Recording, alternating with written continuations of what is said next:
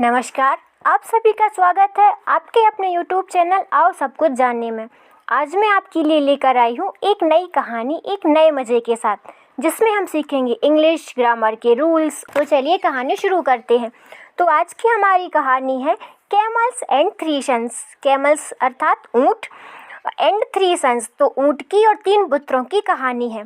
Camels and three sons, ऊँट और 3 पुत्र। ठीक है, ये सभी प्लूरल में, कैमल्स भी प्लूरल में है और सन भी प्लूरल में है। तो ऊँटों और 3 पुत्रों की कहानी हम इसको ऐसे बोलेंगे।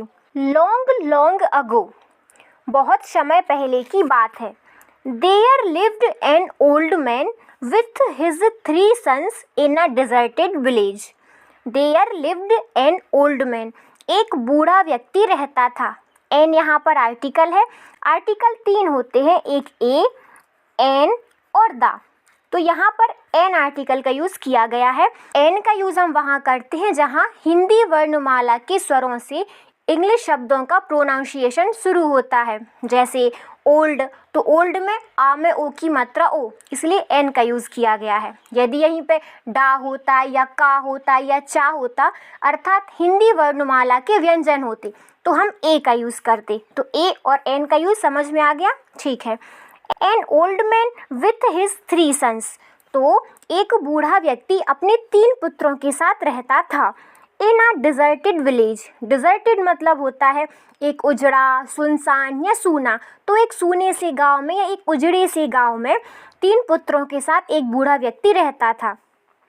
Located in a vicinity of a desert, located मतलब होता है स्थित होना, तो जो कि स्थित था इन मतलब में, द विजिनिटी, विजिनिटी का मतलब होता है कि आसपास के इलाके में या पास में, ऑफ अ डिजर्ट, तो डिजर्ट मतलब होता है रेगिस्तान। तो डिजर्टेड विलेज जो कि एक सूना गांव था, उजड़ा हुआ गांव था, वो एक रेगिस्तान के आसपास के इलाके के पास में था या रेगिस्तान के पास में था। ही हैड 17 कैमल्स, उसके पास 17 ऊँट थे। कितने ऊँट थे? 17। किसके पास? एन ओल्ड मैन, एक बूढ़े व्यक्ति के पास। And they were the main source of his income, they were मतलब वे थे। वे कौन? ऊँट। द मैन, मैन मतलब मुख्य, सोर्स ऑफ हिज इनकम तो उसकी आय का, उसके स्रोत का, वे क्या थे? मुख्य स्रोत थे। कौन? ऊँट। He used to rent out camels as a means of shipping in the desert. Used to का मतलब होता है used to एक मॉडल वर्ब है जिसका यूज़ हम भूतकाल की आदतें बताने के लिए करते हैं, मतलब अपने पास्ट की आदतें बताने के लिए करते हैं। जैसे एक example, I used to ride a bicycle, मैं साइकिल चलाती थी। कब चलाती थी? When I was in 9th class, जब मैं 9th क्लास में थी या मेरे बचपन में। तो यूज्ड टू का यूज़ हम कहाँ करते हैं? भूतकाल की आदतें बताने के लिए। तो इसमें उन ऊँटों के बारे में बताया गया है। He used to rent out camels as a means of shipping in the desert, वह रेगिस्तान में माल ढोने के साधन के रूप में ऊँटों को किराए पर दिया करता था। रेंट आउट मतलब किराए पर देना, और मीन्स मतलब होता है साधन। आपने सुना है ना, मीन्स ऑफ कम्युनिकेशन, संचार के साधन। तो इस प्रकार से तो वह ऊँटों को किराए पर देता था माल ढोने के लिए, क्योंकि वह रेगिस्तान था। वन डे, एक दिन, ही पास्ड अवे, वह गुजर गया। पास्ड अवे मतलब होता है डेथ हो जाना, गुजर जाना, स्वर्ग से धार जाना। He had left a will, वह छोड़ गया था एक विल। विल मतलब होता है उसकी इच्छा, या मरने के बाद उसकी वसीयत हो गई, तो वह एक वसीयत छोड़ गया था।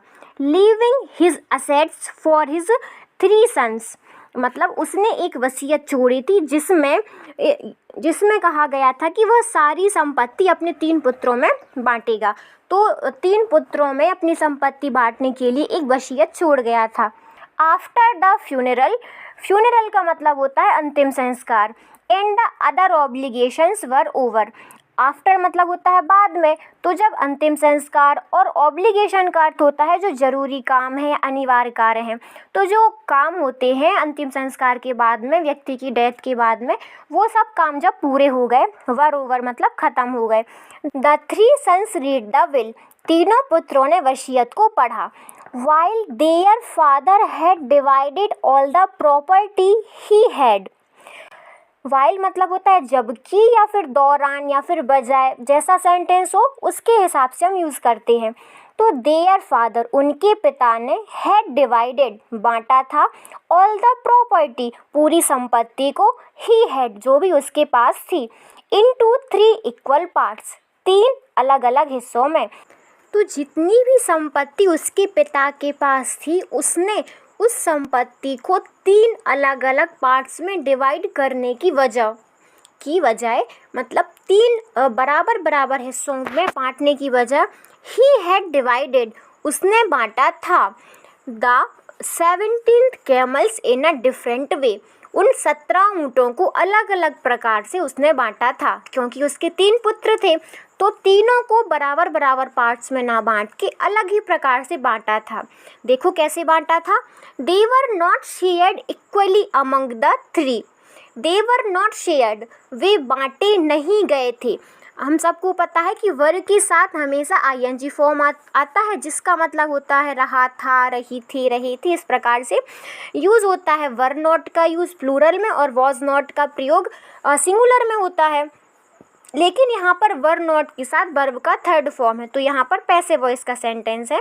तो दे वर नॉट शेयर्ड इक्वली, वे नहीं बांटे गए थे बराबर, अमंग द 3, तीनों बेटों में, तीनों बेटों के बीच में भी बराबर नहीं बांटे गए थे। अमंग का यूज़ हम करते हैं जब 2 से ज़्यादा की बात होती है तो अमंग, और यदि 2 की बात होती है तो बिटवीन का यूज़ करते हैं। जैसे Sita is sitting between the Ram and Mohan, Ram और मोहन के बीच में कौन बैठी है? सीता बैठी है।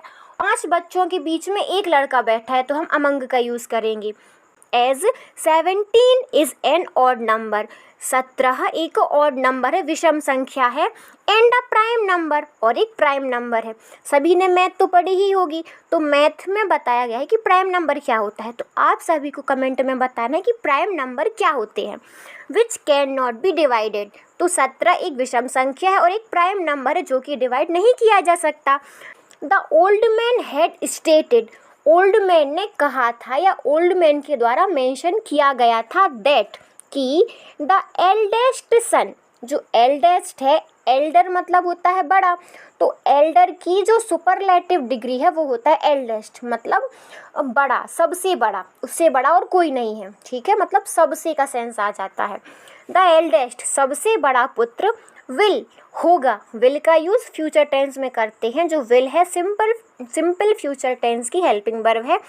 तो एल्डेस्ट सन विल ऑन मतलब प्राप्त करेगा, half of the 17th camels, मतलब 17 ऊँटों का आधा भाग कौन प्राप्त करेगा? बड़ा बेटा प्राप्त करेगा। द मिडिल वन, जो बीच वाला बेटा था, will get 1/3 of the 17th camel, 17 ऊँटों का 1/3, 1/3 मतलब 1/3 भाग प्राप्त करेगा। एंड द यंगेस्ट मतलब सबसे नौजवान या सबसे छोटा, 1 will get this share of camels as 1/9, will प्राप्त करेगा हिज शेयर, अपने हिस्से में 1/9 मतलब कि 1/9 हिस्सा प्राप्त करेगा। तो कैसा बंटवारा हो रहा है कि 17 का आधा किसको मिलेगा? बड़े बेटे को मिलेगा। 1/3 किसको मिलेगा? मझले बेटे को मिलेगा। और 1/9 किसको मिलेगा? छोटे बेटे को मिलेगा। अब आप लोग बताइए कैसे डिवाइड किया जाएगा। चलो सस्पेंस है, आगे देखते हैं। All of them were stunned, stunned मतलब होता है हैरान। ऑल ऑफ देम मतलब वे सभी, उनमें से सभी चकित थे, हैरान थे। टू रीड द विल, इस वसीयत को पढ़कर या ऐसी वसीयत को पढ़कर सभी लोग चौंक गए थे, हैरान हो गए थे। इन क्वेश्चन, अब प्रश्न था, each other how to divided the 17th camels, तो सभी के सामने यह प्रश्न था कि वे 17 कैमल कैसे बांटेंगे। एज मैंसन्ड, जैसा कि मेंशन किया गया है, उसमें बताया गया है, लिखा है। इन द विल में, तो वसीयत में जैसा लिखा गया है कि 17 कैमल्स को बांटना है, तो वो कैसे 17 कैमल्स को इस प्रकार से बांटेंगे। इट इज़ नॉट पॉसिबल, यह संभव नहीं था। पॉसिबल मतलब होता है संभव होना, कोई चीज़ पॉसिबल होना। टू डिवाइड 17th कैमल्स, यह संभव नहीं था। टू डिवाइड मतलब बांटना 17 ऊँटों को। तो यह 17 ऊँटों को बांटना संभव नहीं था। And give half of the 17th camels to eldest one, कि 17 कैमल के आधे भाग को सबसे बड़े भाई को देना। 17 कैमल जो 17 ऊँट है उसका आधा भाग कैसे करोगे? 17 का आधा होगा 8.5, तो 8 ऊँट तो दे सकते हैं, लेकिन आधा ऊँट कैसे दोगे? ऊँट को काट तो सकते नहीं, यदि वो ऊँट को काट दिया जाएगा तो वो किस काम का बचेगा बताओ? तो ऊँट को काट तो सकते नहीं है। इट इज़ नॉट पॉसिबल, यह संभव नहीं था। ऑल्सो मतलब भी, तो यह भी संभव नहीं था। To divide the camels for the other 2 sons, जिस प्रकार से वसीयत में लिखा गया है उस प्रकार से अन्य 2 भाइयों में कैमल को बांटना भी संभव नहीं था। अब वो क्या करेंगे? दे स्पेंड मतलब होता है खर्च करना, व्यतीत करना, और स्पेंड की सेकंड फॉर्म है स्पेंट, मतलब खर्च किया, व्यतीत किया, इस प्रकार से। तो दे स्पेंट, उन्होंने खर्च किया, व्यतीत किया, बिताया, सेवरल डेज, कई दिन, thinking of ways to divide the camels as mentioned. तो उन्होंने कई दिन थिंकिंग ऑफ वेज मतलब रास्ता खोजने के लिए, रास्ते को सोचने के लिए कई दिन व्यतीत कर दिए। क्या सोचने के लिए? To divide the camels as mentioned in the will, तो उस प्रकार से ऊँटों को बांटने के लिए जिस प्रकार से वसीयत में लिखा गया था। यह सोचते सोचते कि ऊँटों को कैसे बांटा जाए उन्होंने कई दिन व्यतीत कर दिए थे।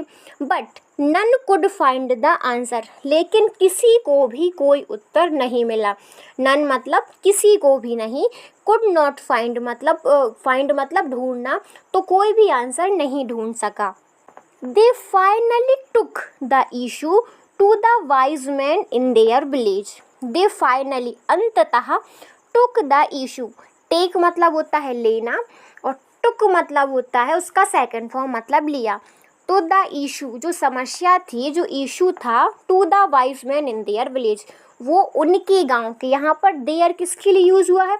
उन तीनों भाइयों के, जो 3 भाई थे उन तीनों भाइयों के लिए देयर यूज़ हुआ है। तो उन तीनों भाइयों के गांव का जो सबसे बुद्धिमान व्यक्ति था उसके पास भी इशू ले गए, जो समस्या थी उसे ले गए।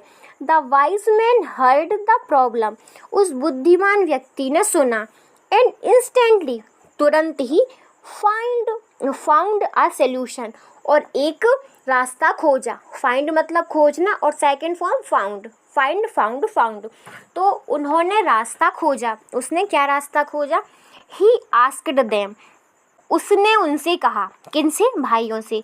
To bring all the 17th camels to him, तो उसने उन तीनों भाइयों से कहा कि 17 ऊँटों को मेरे पास ले आओ।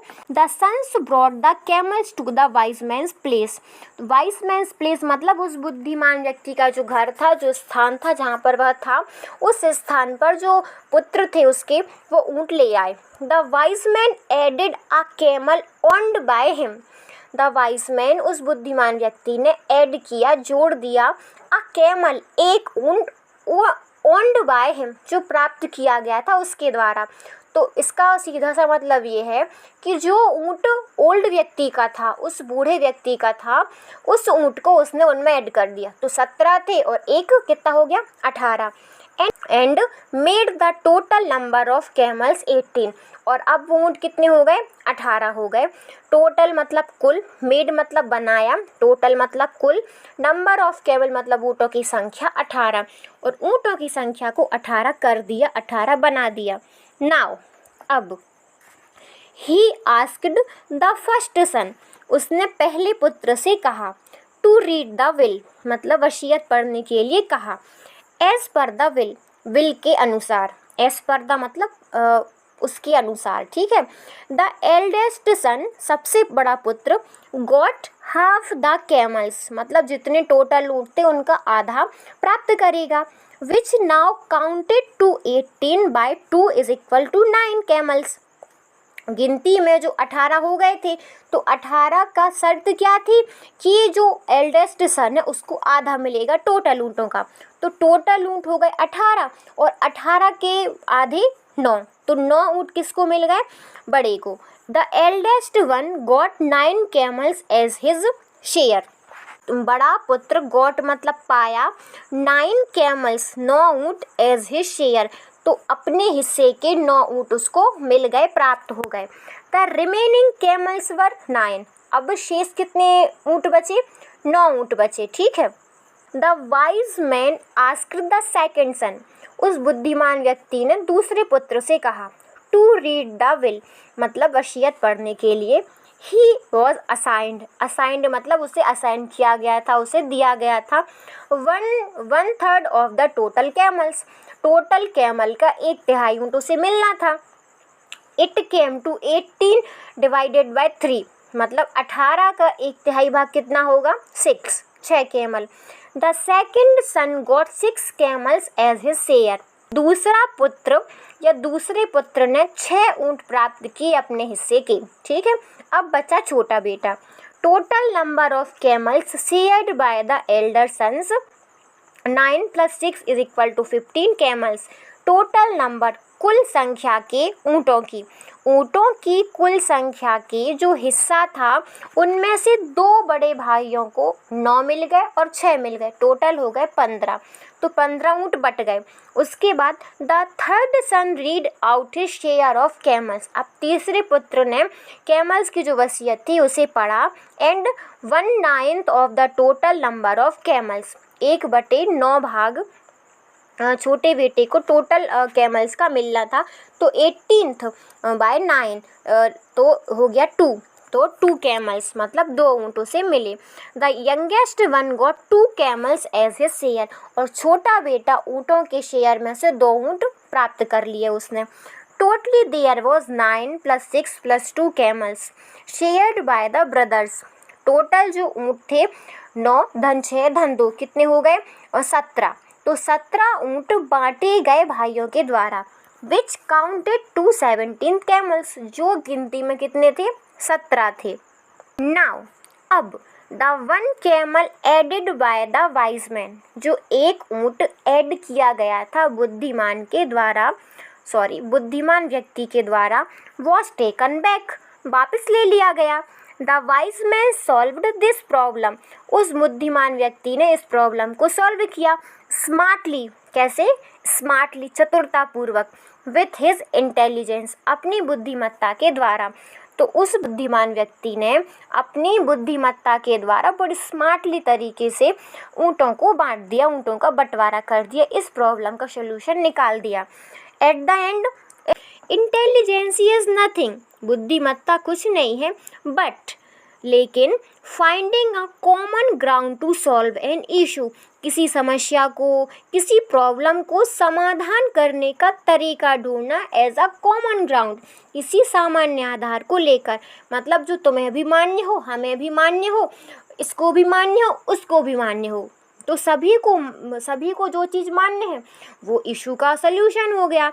इन short every problem has a solution, मतलब संक्षेप में कहें तो, शॉर्ट में कहें तो every problem has a solution, हर समस्या का कोई ना कोई समाधान होता है। यदि समस्या है तो समाधान भी ज़रूर होगा, इसलिए परेशान नहीं होना है। तो आपने देखा कि इस स्टोरी में कैसे उस वाइज मैन ने समस्या का समाधान बड़ी आसानी से निकाल दिया। ये होता है व्यवहारिक ज्ञान। जो व्यवहारिक ज्ञान होता है वो अनुभव से आता है, जीवन रूपी किताब पढ़ने से आता है। और हम और आप तो किताबी कीड़े हैं, किताबों में घुसे रहते, इसलिए बाहर की दुनिया भी निकलो, किताबों से बाहर निकल के देखो, बहुत ज्ञान भरा पड़ा है। ठीक है, तो ऐसे ही कहानी सुनते रहिए। यदि आपको मेरी कहानियाँ पसंद आती हैं, कुछ अच्छा सीखने को मिलता है, तो मेरे वीडियो को ज़रूर लाइक करें और चैनल को सब्सक्राइब कर लें। मिलते हैं नेक्स्ट कहानी में, बहुत ही प्यारी कहानी में, साथ में इंग्लिश सीखेंगे और कुछ नॉलेज भी प्राप्त करेंगे। मिलते हैं नेक्स्ट वीडियो में। आपने बहुत ध्यान से सुना, उसके लिए thank you. Thanks for watching.